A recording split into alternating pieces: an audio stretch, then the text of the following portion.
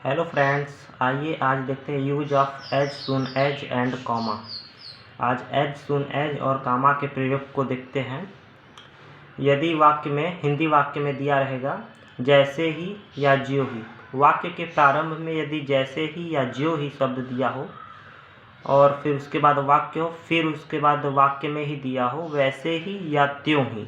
यदि जैसे ही दिया रहेगा तो वैसे ही देगा बीच में, यदि वाक्य के प्रारंभ में जो ही दिया रहेगा तो बीच में त्यों ही दिया रहेगा। ठीक, फिर उसके बाद यहाँ पे भी वाक्य रहेगा, फिर ही के बाद भी वाक्य रहेगा और अंत में फुल स्टॉप रहेगा।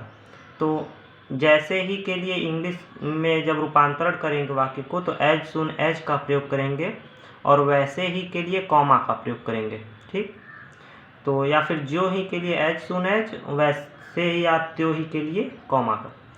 आइए देखते हैं। पहले वाक्य का अनुवाद पास्ट इंडेफिनिट टेंस में करेंगे। ये जो जैसे ही से प्रारंभ रहेगा वाक्य कॉमा के पहले तक, अर्थात वैसे ही के पहले तक का वाक्य का जो इंग्लिश में रूपांतरण करेंगे उसमें जो क्रिया होगी उसका द्वितीय रूप का प्रयोग करेंगे, वर्ब के सेकंड फॉर्म का प्रयोग करेंगे।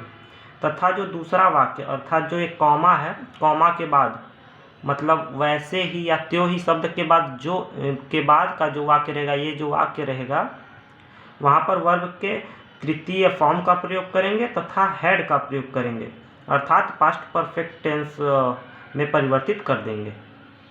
फॉर्मूला देखते हैं। सर्वप्रथम एज सुन एज लिखेंगे, फिर उसके बाद सब्जेक्ट, यहाँ पे सब्जेक्ट रहेगा, सब्जेक्ट लिखेंगे, फिर उसके बाद क्रिया जो कुछ भी रहेगा यहाँ पे उस क्रिया का द्वितीय रूप अर्थात पास्ट इंडेफिनिट टेंस लिखेंगे, फिर उसके बाद ऑब्जेक्ट, फिर अदर, जो कुछ भी रहेगा अदर में लिख देंगे। फिर वैसे ही के लिए कॉमा का प्रयोग करेंगे, फिर सब्जेक्ट, वैसे ही के बाद सब्जेक्ट दिया रहेगा, यहाँ पे दूसरे वाक्य के प्रारंभ में वैसे ही के लिए सब्जेक्ट दिया रहेगा तो वैसे ही के लिए सब्जेक्ट लिखेंगे, फिर उसके बाद हेल्पिंग वर्ब हैड, मतलब पास्ट परफेक्ट टेंस में बनाएंगे तो हैड का प्रयोग करेंगे और क्रिया का तीसरा रूप, फिर उसके बाद ऑब्जेक्ट, फिर अदर। ये फॉर्मूला है। फिर आइए कुछ एग्जाम्पल को देखते हैं। जैसे पहला एग्जाम्पल है, जैसे ही वह घर आया वैसे ही हम विद्यालय चले गए। जैसे ही वह घर आया वैसे ही हम विद्यालय चले गए। देखिए मित्रों, इस वाक्य में जैसे ही शब्द दिया है, वाक्य के प्रारंभ में जैसे ही शब्द दिया है तो जैसे ही के लिए हम लोग लिखेंगे as soon as, as soon as. सर्वप्रथम एज सुन एज लिखते हैं, as soon as, as soon as. फिर उसके बाद जैसे ही वह घर आया, वह पुल्लिंग है इसलिए यहाँ पर ही लिखेंगे, सब्जेक्ट हो गया ही। जैसे ही एज सुन एज ही घर आया, आया का आना का होता है कम और क्रिया का यहाँ पर द्वितीय रूप का प्रयोग होगा, द्वितीय फॉर्म का, तो यहाँ पर ही केम हो जाएगा, केम घर आया, होम। वैसे ही के लिए कॉमा का प्रयोग करेंगे, फिर हम है तो हम सब्जेक्ट है, हमको वी, विद्यालय चले गए, यहाँ पे हैड और वर्ब का तृतीय क्रिया का तृतीय रूप प्रयोग हुआ तो वी हैड चले गए, मतलब गो मिस जाना होता है तो चले गए, गॉन, क्रिया का तृतीय रूप हो गया। As soon as he came home we had gone. फिर अब अगला वाक्य है, जैसे ही हम वहाँ गए, जो ही हम वहाँ गए त्यों ही वह तुम्हें बुलाया। जो ही के लिए सर्वप्रथम as soon as, as soon as, हम का यहाँ पे वी लिखेंगे, सब्जेक्ट है, वी वहाँ गए, जाना का होता है गो, यहाँ पे सेकंड फॉर्म लिखेंगे वी वेंट, गो का सेकंड फॉर्म वेंट, वेंट वहाँ का देयर, देयर। फिर त्यों ही के लिए कॉमा का प्रयोग करेंगे, फिर वह सब्जेक्ट है, तुम्हें बुलाया, वह के लिए ही, बुलाया के बुलाया का होता है, बुलाना का काल होता है, यहाँ पे क्रिया का तृतीय रूप प्रयोग होगा और हैड का भी प्रयोग होगा तो ही हैड कॉल्ड, क्रिया का तृतीय रूप हो गया, ही हैड कॉल्ड। फिर तुम्हें है, तुम्हें का लिख देंगे यू। फिर अगला वाक्य है, जैसे ही आयुष बाजार गया वैसे ही वह तुम्हें अपने घर बुलाई।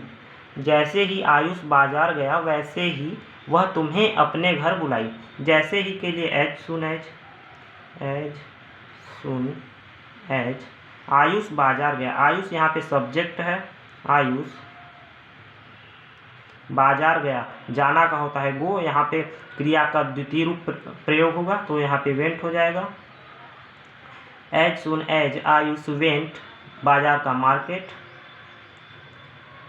वैसे ही के लिए कॉमा का प्रयोग, वह तुम्हें अपने घर पर बुलाई, यहाँ पे स्त्रीलिंग है, यहाँ पे सी का प्रयोग होगा वह के लिए। सी हैड, फॉर्मूला से हैड, अब बुलाना का कॉल होता है तो यहाँ पे कॉल्ड हो जाएगा।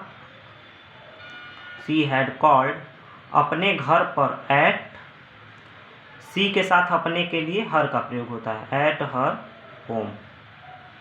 तो क्या हो गया, as soon as Ayush went market she had called at her home.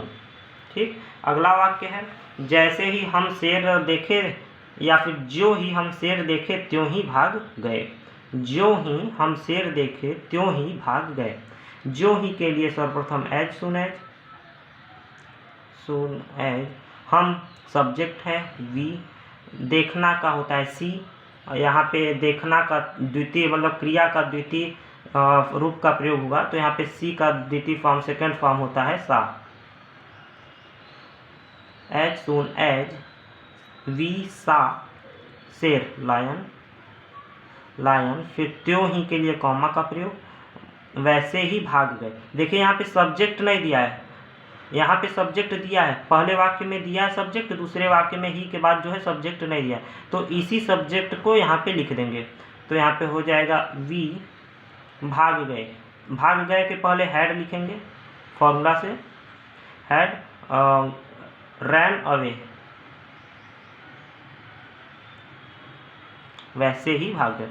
रैन हो गया, ये क्रिया का तृतीय रूप है, रन फर्स्ट रूप होता है, पहला रूप, वर्ब का पहला रूप रन, तृतीय रूप हो गया रैन।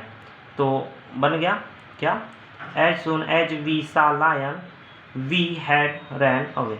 फिर अगला वाक्य है, जैसे ही हम बर्तन धोए वैसे ही रेनू खाना बनाई, जैसे ही हम बर्तन धोए वैसे ही रेनू खाना बनाई। उम्मीद करता हूँ मित्रों यदि यह एग्जाम्पल समझ में आ गया हो तो आप इस एग्जाम्पल को स्वयं बनाएं और कमेंट बॉक्स में बनाकर भेज दें। धन्यवाद।